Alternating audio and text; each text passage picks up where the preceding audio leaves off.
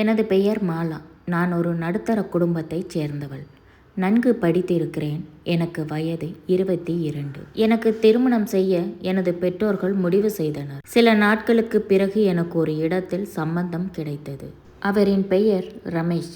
இரு வீட்டாருக்கும் பிடித்து போக நிச்சயதார்த்தமும் நடந்து முடிந்தது. சில நாட்களிலேயே திருமணமும் நடந்தது. மணமகளாக அவர்களது வீட்டுக்கு சென்றேன்.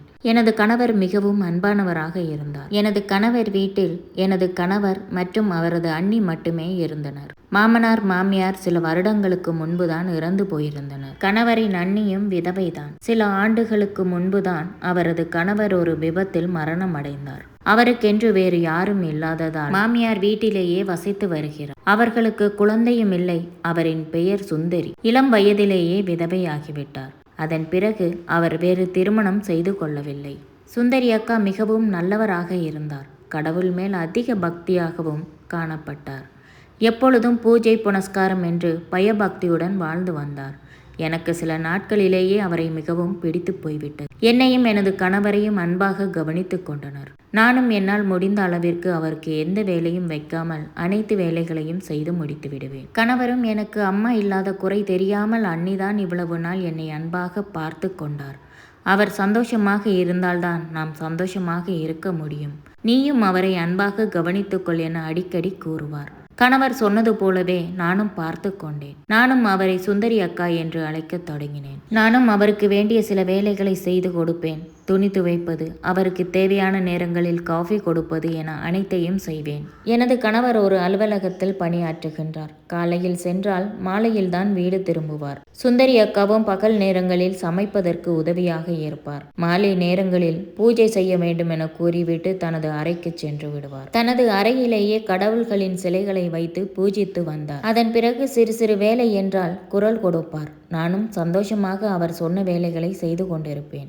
இப்படியாக எனது திருமண வாழ்க்கை ஒரு வருடத்தை கடந்து விட்டது. இதுவரை எங்களுக்கு எந்த குழந்தையும் உண்டாகவில்லை. எனது கணவரும் அண்ணியிடம் சொல்லி சிறப்பு பூஜைகளை நமக்காக செய்யச் சொல். அவர் செய்தால் நிச்சயமாக குழந்தை பிறக்கும் என்பார். அவர் சொல்வது போலவே அக்கம் பக்கத்தில் உள்ளவர்களும் சுந்தரி அக்காவிடம் அடிக்கடி எங்களது வீட்டுக்கு வந்து சிறப்பு பூஜைகளை செய்ய சொல்லி வணங்கிவிட்டு செல்வார். இதனால் சுந்தரி அக்காவிற்கு இந்த ஊரில் மதிப்பும் மரியாதையும் அதிகமாகவே இருந்தது. ஒரு நாள் இரவு அனைத்து வேலைகளையும் முடித்துவிட்டு படுக்கச் சென்றேன். கணவர் ஏற்கனவே உறங்கிவிட்டார். நானும் உறங்கி சிறிது நேரத்திலேயே விழிப்பு வந்துவிட்டது. அதன் பிறகு உறக்கம் வரவில்லை. வெகு நேரமாக உறங்குவதற்கு முயற்சி செய்தும் பலனில்லை. சுந்தரி அக்கா முன்பு என்னிடம் சொன்னது ஞாபகத்திற்கு வந்தது. சில நேரங்களில் இரவு பூஜைகளை செய்து கொண்டிருப்பேன் என்று சொல்லி இருந்தார். எனக்கும் உறக்கம் வராததால் ஒருவேளை அவர் விழித்திருந்தால் அவரிடம் பேசிக் கொண்டிருப்போம் என அவரின் அறையை நோக்கி சென்றேன். அறையின் அருகே சென்ற பொழுது ஒரு ஆணின் குரல் கேட்டது. அது சுந்தரி அக்காவின் அறையில் இருந்து வந்தது. அந்த குரல் சுந்தரி அக்காவின் பெயரைச் சொல்லி ஏதோ பேசிக் கொண்டிருந்தது. நானும் உன்னிப்பாக கவனிக்கத் தொடங்கினேன். எனக்கும் ஆச்சரியமாகவும் அதிர்ச்சியாகவும் இருந்தது. இந்த நேரத்தில் சுந்தரி அக்காவின் அறையில் இருக்கும் ஆண்மகன் யார், எதற்காக அவர் இங்கே உள்ளார் என யோசிக்கத் தொடங்கினேன். சுந்தரி அக்கா ஏதோ தவறு செய்கிறார் என்று எனக்கு தோன்றியது. இந்த நேரத்தில் ஒரு ஆண்மகனை தனது அறைக்கு அழைக்க வேண்டிய கட்டாயம் என்ன என்பது போலவும் யோசித்து இதை எப்படியும் கணவரிடம் சொல்ல வேண்டும் என அறைக்கு வந்தேன். அறையில் எனது கணவர் குறட்டை விட்டு உறங்கிக் கொண்டிருந்தார். நானும் அவர் அருகே சென்று எழுப்பினேன். அரை தூக்கத்தில் எழுந்து என்ன விடயம் என கேட்க அனைத்தையும் கூறினேன். நான் கூறியதை கேட்டதும் அவரின் முகம் சிவந்து விட்டது. எனது கணவர், நீ என்ன பேசுகிறாய் என்று தெரிந்துதான் பேசுகிறாயா? எனது அம்மாவை போல் உள்ளவர் மேல் பழி சுமத்துகிறாயா? உனக்கு எப்படி இவ்வளவு தைரியம் வந்தது என கோபப்படத் தொடங்கினார். நானும் அவரிடம் அமைதியாக இருங்கள், எனக்கும் அவர் மேல் பழி சுமத்த வேண்டிய அவசியமில்லை. அவரின் அறையில் இருந்து குரல் கேட்டது.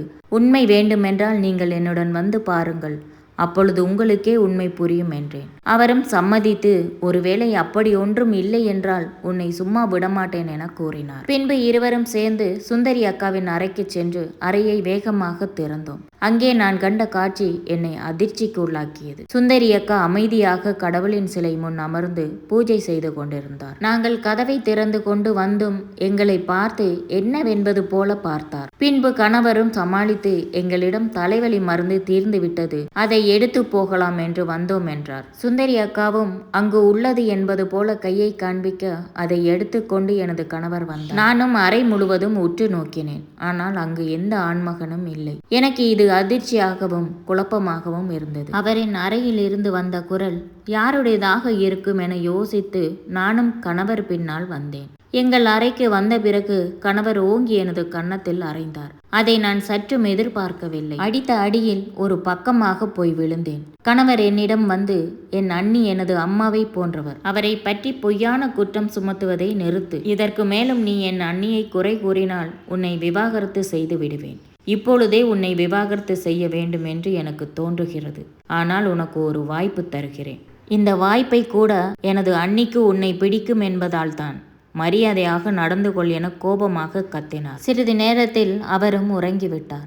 நான் ஒரு ஓரமாக உட்கார்ந்து அழுது கொண்டிருந்தேன். நான் அவரிடம் உண்மையைத்தான் சொன்னேன். ஆனால் என்னிடம் இவ்வளவு கோபப்படுகிறார். அண்ணியின் மேல் இவ்வளவு பாசமாக இருப்பது ஒன்றும் தவறு இல்லை. ஆனால் உண்மை எது பொய் எது என்று புரியாமல் விவாகரத்து செய்து விடுவேன் என மிரட்டுகிறாரே என்று என் கணவர் மேல் எனக்கு கோபம் வந்தது. மறுநாள் காலை எனது கணவர் என்னிடம் எதுவும் பேசவில்லை. கோபமாக அவர் அலுவலகம் சென்று விட்டார். அவர் சென்ற பிறகு சமையல் வேலைகளை பார்த்து கொண்டிருந்தேன். அப்பொழுது எனது அருகில் வந்த சுந்தரி அக்கா, எதற்காக நீயும் உனது கணவரும் நேற்று இரவு எனது அறைக்கு வந்தீர்கள் என கேட்டார். எனக்கு ஒரு நிமிடம் பதட்டமாகிவிட்டது. அதை சமாளித்து கொண்டு, அக்கா, உங்கள் அறையில் இருந்து ஒரு ஆணின் குரல் கேட்டது. உங்களது அறையில் திருடன் நுழைந்து விட்டானோ என பயந்து போய்தான் நான் அவரை அழைத்து கொண்டு வந்தேன். நாங்கள் நினைத்தது போல யாரும் அங்கு இல்லை. நான் தான் தவறுதலாக கேட்டு உங்களை தொந்தரவு செய்துவிட்டேன். என்னை மன்னித்து விடுங்கள் என்றேன். என்னை பார்த்து கொண்டிருந்த சுந்தரி அக்கா என்னிடம், திருடன் வந்த கதையெல்லாம் எனக்கு தெரியும். ஒழுங்கு மரியாதையாக நான் சொல்வதைப் போல நடந்து கொள். இல்லை என்றால் இப்பொழுதே ரமேஷிடம் சொல்லி உன்னை விவாகரத்து செய்ய வைத்து விடுவேன். எனக்கு அதற்கு வெகு நேரம் ஆகாது. நான் சொன்னால் எதையும் ரமேஷ் செய்வான். மரியாதையாக நடந்து கொள் என மிரட்டும் தோணியில் பேசிவிட்டு சென்றார். முதல் முறையாக என்னிடம் அப்படி பேசிவிட்டு சென்றார் சுந்தரி அக்கா. எனக்கு அதிர்ச்சியாகவும் சற்று பயமும் வந்தது.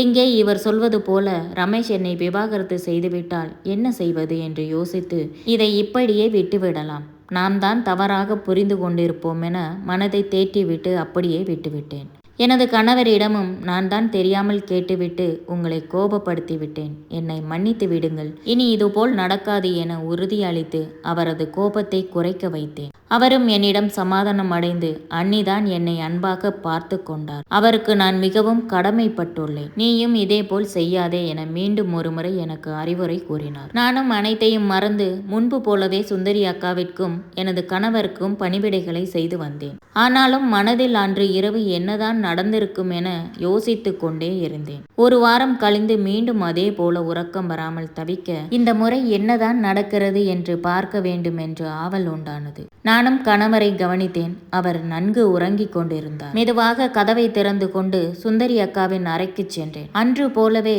இன்றும் ஆண் குரல் கேட்டது. அந்த குரல் சற்று கொஞ்சலாகவும் வெளிவந்தது. இதன் மூலம் சுந்தரி அக்கா யாரோ ஒருவருடன் தொடர்பில் உள்ளார் என்பதை உறுதிப்படுத்தி கொண்டேன். ஆனாலும் இந்த முறை கணவரிடம் சொல்லி எனக்கு நானே குளிப்பறித்து கொள்ள தயாராக இல்லை. ஏனெனில் அண்ணியின் பாசத்தில் எனது கணவர் குருடனாகவே உள்ளார். அவரிடம் மட்டுமல்ல, அந்த ஊரில் உள்ளவர் எவரிடம் இதைப்போல் சொன்னாலும் நம்ப மாட்டார்கள். நானும் இதை இப்படியே விட்டுவிடலாம் என முடிவு செய்து விட்டேன். கணவர் இல்லாதவர் எதையோ செய்து விட்டு போகட்டும், நமக்கு தொந்தரவு தராத வரை சரிதான் என விலகி இருக்கலாம் என நினைத்தேன். ஆனால் நான் நினைத்தது போல நடக்கவில்லை. சுந்தரி அக்கா முன்பு பாசமாகத்தான் இருந்தார். ஆனால் இப்பொழுதெல்லாம் மிகவும் கோபமாக நடந்து கொண்டார். தேவையில்லாமல் கடினமான வார்த்தைகளை உபயோகப்படுத்த ஆரம்பித்தார். எதற்கெடுத்தாலும் உன்னை விவாகரத்து செய்ய வைத்து விடுவேன் என மிரட்டத் தொடங்கினார். எனது கணவரிடமும் சிறு சிறு குறைகளை என்னை பற்றி சொல்லி அவரை என் மேல் கோபப்பட வைத்தார். சுந்தரி அக்காவால் எனது வாழ்க்கையில் நிம்மதி சிறிது சிறிதாக பறிபோனது. அந்த 6 மாத காலம் எனக்கு மிகவும் கஷ்டமான காலமாக இருந்தது. ஒரு நாள் கணவரிடம், இன்று குழந்தையின்மை சிகிச்சைக்காக ஒரு மருத்துவரிடம் பரிசோதனை செய்துள்ளேன். சாயங்காலம் அந்த ரிப்போர்ட் கிடைக்கும். வரும்பொழுது உங்களையும் மருத்துவர் அழைத்து வரச் சொன்னார் என்றேன். கணவரும் சாயங்காலம் சீக்கிரம் வருகிறேன், நீயும் தயாராக இரு, நாம் போய் என்னவென்று பார்ப்போம் என கூறிவிட்டு வேலைக்கு சென்றார். அவர் சொன்னது போலவே சாயங்காலம் வந்து என்னை அழைத்து கொண்டு மருத்துவமனைக்கு இருவருமாக சென்றோம். மருத்துவர் எனது பரிசோதனைகளை பார்த்துவிட்டு இருவரையும் அழைத்து, உங்களுக்கு குழந்தை வேண்டாம் என்று நினைக்கும் பொழுது எதற்காக சிகிச்சைக்கு வந்தீர்கள் என கேட்டார். நாங்கள் இருவரும் அவரை அதிர்ச்சியாக பார்த்து கொண்டிருந்தோம். ஒன்றும் புரியாமல் ஏன் அப்படி கேட்கிறீர்கள் என அவரிடமே கேட்க, உங்களுக்கு எந்த குறையும் இல்லை, ஆனால் குழந்தை உருவாகக்கூடாது என்பதற்காக அடிக்கடி மருந்துகளை உங்கள் மனைவி எடுத்துள்ளார், அதனால் தான் அப்படி கேட்டேன் என்றார்.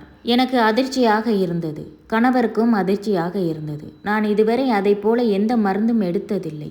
எனக்கு இன்னும் குழப்பமாக இருந்தது. மருத்துவரிடமும் அதுபோல ஒன்றுமில்லை என கூறிவிட்டு வீட்டுக்கு கிளம்பினோம். வரும் வழியில் எனக்கு ஓரளவு புரிந்து போனது. சுந்தரி அக்கா தான் சாப்பாட்டில் எதையோ நமக்கு கலந்து கொடுத்துள்ளார். இதை கணவரிடம் சொன்னால் இதை அவர் ஏற்றுக்கொள்ள மாட்டார். என்ன செய்வது என குழப்பமாக வீட்டுக்கு வந்தோம். வீட்டின் கதவு திறந்து கிடந்தது. நாங்கள் குழப்பத்துடன் உள்ளே செல்ல சுந்தரி அக்காவின் அறையில் இருந்து பேச்சு குரல் கேட்டது. சுந்தரி அக்கா, சீக்கிரம் அதில் இருக்கும் பணத்தையும் நகையையும் எடுத்து வையுங்கள் என்று யாரிடமோ பேசிக் கொண்டிருந்தார். பதிலுக்கு ஒரு ஆண் குரல், ஆமாம், மருத்துவமனைக்கு சென்றவர்கள் திரும்பி வந்து விடுவார்கள், அதற்குள் இதை எடுத்துச் சென்று விட வேண்டும் என குரல் கேட்டது. எனக்கும் எனது கணவருக்கும் நன்றாக அவர்கள் பேசியது காதில் விழுந்தது. கோபம் அடைந்த எனது கணவர் வேகமாக அண்ணியின் ரூம் கதவை திறந்து கொண்டு உள்ளே சென்று பார்க்க அங்கே ஒரு ஆண்மகன் நின்று கொண்டிருந்தார். கோபத்தில் அவனை பிடித்து அடிக்கத் தொடங்கினார். இதை பார்த்து பதறி போன சுந்தரி அக்கா எனது கணவரை எவ்வளவோ தடுக்க முயன்றார். ஆனால் அவர் கேட்பதாக இல்லை. என்னிடம் வந்து அவர், தயவு செய்து உனது கணவனை நிறுத்தச் சொல், நான் சொல்வதை இருவரும் கேளுங்கள் என கையை எடுத்து கும்பிட ஆரம்பித்தார். எனக்கு அதை பார்க்கும் பொழுது மகிழ்ச்சியாக இருந்தது. இத்தனை நாள் எனக்கு செய்த கொடுமைக்கு இன்று கையும் களவுமாக சிக்கிவிட்டார்கள் என மனதுக்குள் சிரித்து கொண்டே அதை வெளிக்காட்டிக் கொள்ளாமல் கணவரிடம், கொஞ்சம் நிறுத்துங்கள், அவர் என்னதான் சொல்ல வருகிறார் என்று கேட்போம் என கூற அவரும் சற்று அமைதியானார். சுந்தரி அக்கா பேச ஆரம்பித்தார். பக்கத்தில் இருக்கும் ஆண்மகனை காண்பித்து, இவர் எனது அண்ணியின் தம்பி. முன்பு இருந்தே இவருக்கு என் மேல் காதல் இருந்துள்ளது. ஆனால் அதை என்னிடம் வெளிக்காட்டி கொள்ளவில்லை. இதற்கிடையில் அவரது அக்காவிற்கும் எனது அண்ணனுக்கும் விவாகரத்து ஆகிவிட்டது. எனக்கும் உனது அண்ணனுடன் திருமணம் முடிந்து நான் இங்கு வந்து விட்டேன். அதன் பிறகு உனது அண்ணன் இறந்த விஷயம் கேள்விப்பட்டு என்னை பார்க்க வந்தார். பின்பு என்னிடம் தனது காதலை வெளிப்படுத்தி திருமணம் செய்து கொள்ளும்படி கேட்டார். நானும் நமக்கு வாழ்க்கை கிடைக்கப் போகிறது என்று சந்தோஷத்துடன் சம்மதித்தேன். இவரும் அடிக்கடி நமது வீட்டுக்கு வருவார். நான் தான் எனது அறையில் ஜன்னல்களை திறந்து விட்டு இரவு முழுவதும் பேசிக் கொண்டிருப்போம். இதைத்தான் உனது மனைவி ஒரு நாள் பார்த்து விட்டாள். இதனால் எனக்கு அவள் மேல் கோபம் உண்டானது. எனக்கு முன்பில் இருந்தே இந்த வீட்டில் நாம் சொல்வதைத்தான் அனைவரும் செய்ய வேண்டும் என்ற எண்ணம் இருந்தது. உன்னை பற்றி எந்த குறையும் சொல்ல முடியாது. எப்பொழுதும் நான் சொல்வதைத்தான் நீ கேட்பாய். ஆனால் உனது மனைவி என் மேல் சந்தேகப்பட ஆரம்பித்தாள். அதனால்தான் அவளை பற்றி உன்னிடம் குறை கூறத் தொடங்கினேன். எங்கே உனக்கு குழந்தை வந்தால் நீ என்மேல் வைத்திருந்த மரியாதையும் பாசமும் மாறிவிடுமோ என நினைத்து குழந்தை வராமல் பார்த்து கொண்டேன். அதற்காகத்தான் சாப்பாட்டில் சில மருந்துகளையும் கலந்து உனது மனைவிக்கு தெரியாமல் கொடுத்தேன். என்னை மன்னித்து விடு. இப்பொழுது நானும் அவரும் திருமணம் செய்து கொண்டு புதிதாக வாழ்க்கையை தொடங்கப் போகிறோம் என கூற, இதை அனைத்தையும் கேட்டுக்கொண்டிருந்த எனது கணவருக்கு கோபம் தலைக்கேறியது. சுந்தரி அக்காவின் கன்னத்தில் ஓங்கி அறைந்தார். இதை நான் சற்றும் எதிர்பார்க்கவில்லை. சுந்தரி அக்காவும் எதிர்பார்க்கவில்லை. அம்மாவை போல என சொல்லிக் கொண்டிருந்தவர் திடீரென அறைந்ததும் எனக்கு சந்தோஷத்தில் மனம் துள்ளி குதித்தது. சுந்தரி அக்காவிடம் எனது கணவர், உங்களை எனது அம்மாவாகவே நினைத்தேன். ஆனால் நீங்கள் இதைப்போல் செய்வீர்கள் என்று நான் கனவிலும் நினைத்து பார்க்கவில்லை. நான் உங்களுக்கு என்ன துரோகம் செய்தேன் என ஆத்திரத்தில் கேட்க சுந்தரி அக்கா தலை குனிந்தபடியே நின்றிருந்தார். பின்பு அவர், நான் செய்ததை அனைத்தையும் மன்னித்து விடுங்கள்.